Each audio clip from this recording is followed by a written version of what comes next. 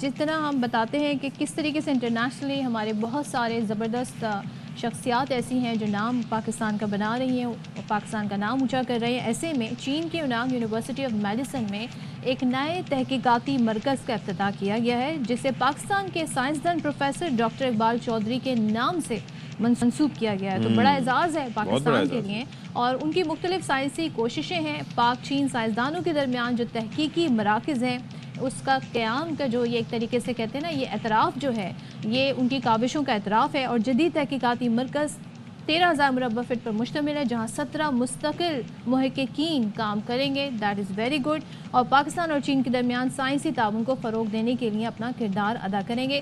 صدر پاکستان نے بھی ڈاکٹر صاحب کی جو کاوش ہے ان کا اعتراف کیا ہے، اور انہیں دوسری مدت کے لیے کامسٹیک کے کوآرڈینیٹر جنرل کے طور پر تعینات کیا گیا ہے، اور کامسٹیک پاکستان کے پاس اسلامی تعاون تنظیم کا واحد ادارہ ہے یہ، جس کی چیئرمین شپ پاکستان کے پاس ہے۔ تو اس پر بات کر لیتے ہیں۔ ہمارے ساتھ اسٹوڈیوز میں ہمیں جوائن کیا ڈاکٹر محمد اقبال چودھری صاحب نے۔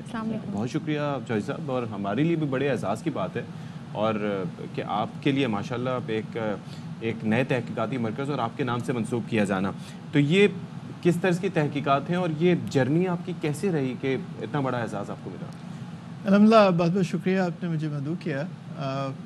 اصل میں تحقیق وہ بنیادی چیز ہے جس کے ذریعے ترقی ہوتی ہے۔ تو تحقیق کے ذریعے بہت ساری جو کاوشیں ہیں اس سے انسانی زندگی آسان ہوتی ہے۔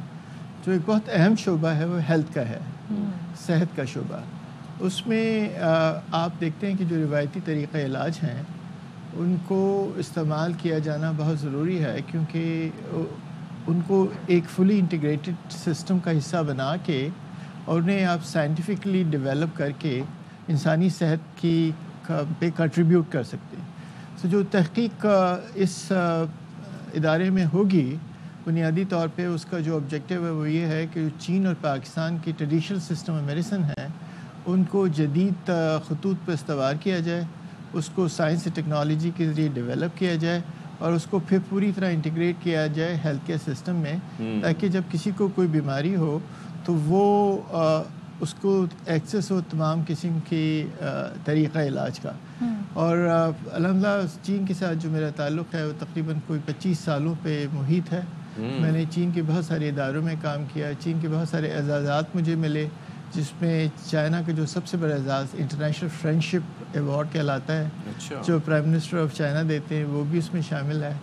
تو میں سمجھتا ہوں کہ ایک برج کے طور پہ سائنس اور ٹیکنالوجی کے شعبے میں میرا کنٹریبیوشن ہے پاکستان اور چین کو قریب لانے۔ آپ کی تو مور دین 800 آئی واز جسٹ ریڈنگ تحقیق ہے، پبلیکیشنز ہیں۔ سو پاکستان میں اس وقت جو تحقیق ہو رہی ہے اس سے آپ سیٹسفائی ہیں؟ دوسرے ہمارے یہاں وسائل کی بھی بڑی کمی ہے، تو کیا اس سے کچھ ہیلپ آؤٹ ہوں گی چیزیں یہاں پر؟ پہلے یہاں کا ذرا ہمیں بتائیے گا اسٹیٹس۔ بہت اہم سوال ہے۔ پاکستان کی جو نوجوان ہیں ان میں صلاحیت کی اور فہم کی کمی نہیں ہے۔ وہ they are second to none, one of the best breed of human race. مگر انفارچونیٹلی ہمارے یہاں ہو ہی رہا ہے کہ جہاں ہمیں اس ایسٹ کو، جو ہمارے نوجوان ہیں ایک ایسٹ ہے، اس پہ ہم انویسٹ نہیں کر رہے، اور یہ وجہ ہے کہ یونیورسل برین ڈرین ہے۔ آپ کو جو ذہین ترین نوجوان ہے وہ چھوڑتے ہوئے نظر آتے ہیں۔ تو ہمارا جو بنیادی آبجیکٹیو ہونا چاہیے بائی پارٹیسن، تمام کوئی بھی پولیٹیکل اسپیکٹرم کے کسی بھی حصے کے لوگ ہوں، ان سب کو اس چیز پہ متفق ہونا چاہیے کہ تعلیم، تحقیق اور صحت پہ ہمیں انویسٹ کرنا ہے، تاکہ ہم بیسٹ برین کو یہاں پہ رکھ سکیں۔ انفارچونیٹلی ہو ہی رہا ہے کہ ہمارے ایک عجیب و غریب سلسلہ ہے کہ کبھی تعلیم اور تحقیق کے لیے آپ فنڈ پرووائڈ کر دیتے ہیں اور کبھی جو ہے بالکل ختم ہو جاتا ہے، اور ایز اے ریزلٹ اس طرح کی انکنسسٹنسی سے پھر کوئی یہ ایسا ڈاکٹر صاحب گورنمنٹس کے آنے جانے پہ بھی ہوتا ہے، کسی گورنمنٹ کی پالیسی کچھ اور، کسی کی کچھ اور۔ ایک چیز یہ فرمائیے گا کہ ظاہر ہے کہ آپ بھی اس چیز کا منہ بولتا ثبوت ہیں کہ آپ بھی پاکستان سے ہی تعلق رکھتے تھے، اور آج ماشاءاللہ آپ کے نام پر ایک تحقیقی ڈپارٹمنٹ، یہ جو 17 افراد کا تذکرہ کیا جا رہا ہے کہ مستقل طور پر محقق وہاں پر موجود رہیں گے جو ریسرچ پہ کام کریں گے، اس میں کیا پاکستانیوں کی انڈکشن ہو سکتی ہے یا پھر یہ وہیں کے چینی ہی؟ نہیں، بلکہ 11 پاکستانی ڈاکٹرز جو ہیں، وہ جو محکمہ سندھ ہے صحت کا، ڈاکٹر عزرا، ان کو وہ پہلا ڈاکٹرز کا بیچ وہاں جا رہا ہے ٹی سی ایم کی ٹریننگ اور تحقیق کے لیے، اور وہ جنوری میں جوائن کریں گے، اور اس کے بعد وہ آنے کے بعد یہاں جو سرکاری ہسپتال ہیں ان میں جو scientifically proven T C M methods ہیں ان کو یہاں اسٹیبلش کریں گے۔ تو اس طرح پورا ایک پلان یہ ہے کہ نیکسٹ سیورل ایئرس میں پاکستانی محققین M S P H D post doctoral level پہ وہاں جا کے اس تحقیق کے اندر شامل ہوں گے اور ان کا یہ سلسلہ چلتا رہے گا. اچھا, کنٹینیویشن از دا کی. جی. تو ہم نے یہ سنا ہے کہ ڈاکٹر صاحب آپ نے جو OIC کی قائمہ کمیٹی ہے کامسٹیک کی, اس میں فلسطینی عوام کے لیے جو اقدامات کیے گئے ہیں, کیونکہ اس وقت آئی تھنک اس سے کوئی زیادہ بیٹر ٹائم نہیں ہوگا کہ ان کے لیے جتنی مدد کی جا سکے, ان کے لیے آواز اٹھائی جا سکے. سو یہ کیا کمیٹی ہے, یہ کیا کام کرتی ہے؟ دیکھیے OIC جس طرح یونائٹڈ نیشن ہے, OIC دنیا کا دوسرا بڑا پولیٹیکل گروپ ہے, 57 کنٹریز ہے اس میں, اور اس کے مختلف ادارے ہیں, جیسے یونائٹڈ نیشن کے ادارے ہوتے ہیں, UNDP ہے, WHO ہے. اسی طریقے سے جو OIC کے آرگنائزیشن میں ایک اسٹینڈنگ کمیٹی ہے 57 منسٹرز کی, جس کو کامسٹیک کہتے ہیں, اور وہ پاکستان کے پاس ایک واحد ادارہ ہے جو science, technology, higher education, health کو دیکھتا ہے. اور اس ادارے کا بہت بڑا انفلوئنس ہے, کیونکہ 57 کنٹریز میں آپ کو سائنس, ٹیکنالوجی اور اعلیٰ تعلیم میں لیڈرشپ حاصل ہے. اچھا. اس آرگنائزیشن کے ذریعے پاکستان کنٹریبیوٹ کر رہا ہے 57 کنٹریز کی طرف. اچھا, دس از گریٹ, بیکاز یہ ہم اس لیے بھی جاننا چاہ رہے تھے کہ نارملی ہم اقوام متحدہ کا کیا رول ہوتا ہے اس پر تو بات الگ سے ہوتی ہے, وہاں پر جو انفلوئنس ہے دوسرے ترقی یافتہ ملکوں کا, لیکن OIC کے کردار پر بھی لوگ خاص سے شکوہ گنا ہوتے ہیں. ہمیں بھی پتہ ہی نہیں ہوتا کہ OIC کوئی رول پلے کر بھی رہا ہے یا ہائبرنیشن پہ ہے, تو دس از ویری امپورٹنٹ ہے. دیکھیے سائنس جہاں تک سائنس, ٹیکنالوجی, ایجوکیشن کا تعلق ہے, اے پولیٹیکل ہے, اس کا کسی آئیڈیولوجیکل پولیٹیکل ڈفرینس سے کوئی تعلق نہیں ہے. تو کم از کم یہ وہ شعبہ جات ہیں جس میں OIC ایک پیج پہ ہے. جیسے آپ نے فلسطین کے حوالے سے سوال پوچھا, بہت اہم ہے.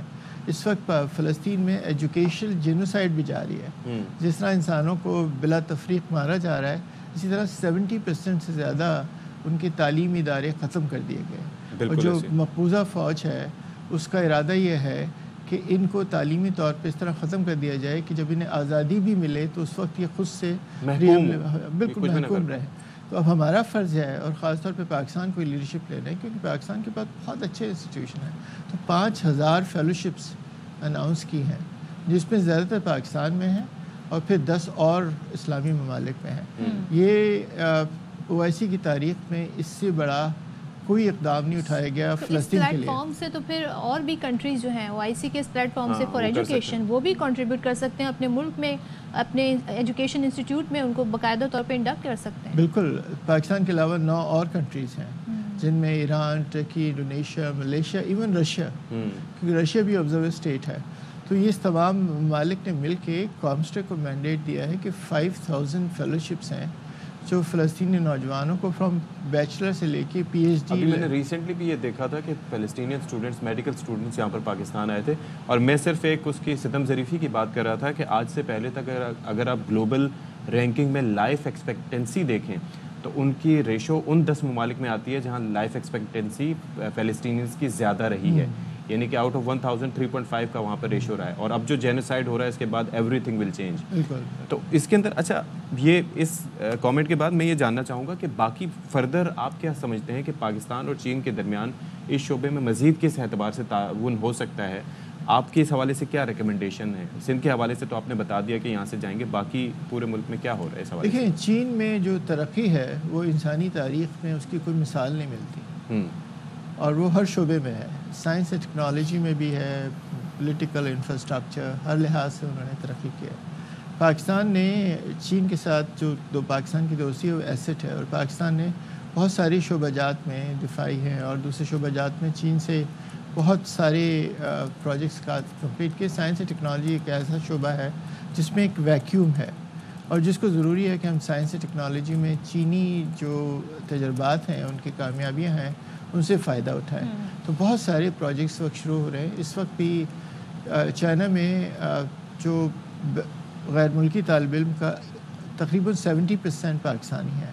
تو چائنا میجر طریقے سے پاکستانیوں کو ہیلپ کر رہا ہے. اس طرح سائنس کے شعبے میں بھی اب بہت سارے پروجیکٹ شروع ہوئے ہیں, اور میری تھوڑی سی کاوشوں کے ذریعے کئی یونیورسٹیز ہیں, جن کا کوئی 10 یونیورسٹیز ہیں جنہوں نے پاکستان میں سائنو پاکستان کولیبریشن شروع کی ہے سائنس ٹیکنالوجی. ڈاکٹر صاحب, میں یہ جاننا چاہتی ہوں, آج کل نوجوانوں کا ایک بڑا طبقہ ہے وہ تھوڑا سا ان کو یہ کلو لیس بھی ہیں، شارٹ کٹ ڈھونڈ رہے ہوتے ہیں، پیسہ بنانا ہے، ایسی جاب کرنی ہے جو زیادہ ہائی اس میں انکم انہیں مل سکے. لیکن آپ سمجھتے ہیں کہ اس طرف بھی نوجوانوں کو آنا چاہیے؟ کیونکہ ہمارے یہاں اس کے حوالے سے نہ اتنی اویئرنیس ہے، نہ ذکر کر سائنٹیفک جو فیلڈز ہیں اس طرف آنا چاہیے نوجوانوں کو. جی بالکل آنا چاہیے. اس میں اگر آپ دیکھیں تو جو مادی ترقی بھی ہے، جسے آپ سوشو اکنامک ڈیولپمنٹ کہتے ہیں، وہ بھی سائنس اور تحقیق کے ذریعے ضروری ہے. اس وقت جو نوجوانوں کی توجہ ہے وہ اس طرح کے کاموں میں جو جنرلی سروسز بیسڈ ہے، انہیں اس سے کچھ مل تو جاتا ہے، مگر ملکی جو ہمارے ملک کی ترقی ہے اس میں ان کا کنٹریبیوشن بہت کم ہے. تو ہمیں تو بنیادی طور پہ اس بہترین ایسٹ کو جو انسانی ذہن ہے، جو یہ ذہین نوجوان ہیں، ان کو لگانا ہے سائنس اور ٹیکنالوجی کے ان شعبوں میں بلا شبہ جس سے صحت، زندگی اور تعلیم کے ہر شعبے میں ترقی ہو. چلیں، thank you so much for your contribution sir. I hope کہ آپ آگے بھی انشاءاللہ اس طریقے سے پاکستان کے لیے بہترین لاتے رہیں گے.